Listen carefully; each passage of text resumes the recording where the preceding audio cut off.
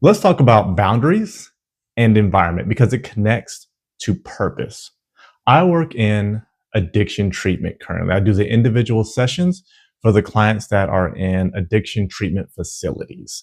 And 99.9% of our clientele comes from the reservations. They're Native American. They come from the Navajo reservation up north with like 600,000 Navajos in that area.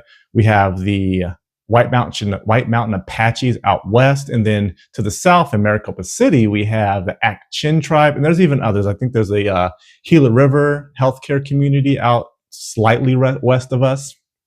But we have connections with all of them, and when Native Americans need addiction treatment, a lot of them come to our facilities, and I've been doing the individual sessions with them for years. And one thing that I've noticed is that no matter how well they're doing in the program, they could show up every single day. They can do everything they're told. They can completely transform their lives inside our program, but they'll go back home and 2, 3 months later, completely relapse. It happens over and over and over again. And I had never been to a reservation until one day.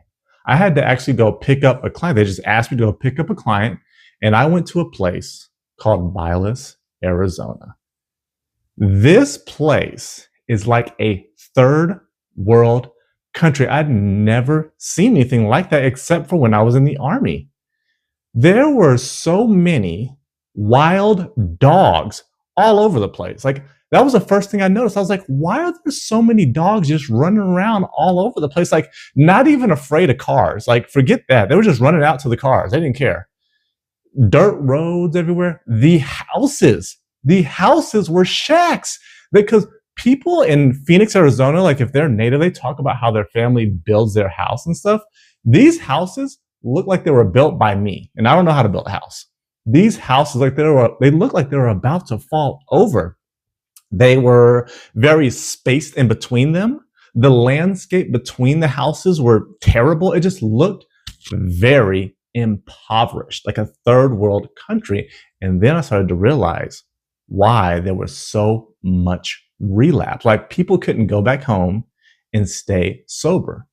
It was a combination of their environment and how that environment destroyed the boundaries. They could not keep boundaries living in that environment. And my therapy, or my individual sessions began to change. They changed drastically in terms of the message that I gave them and how I instructed the clients.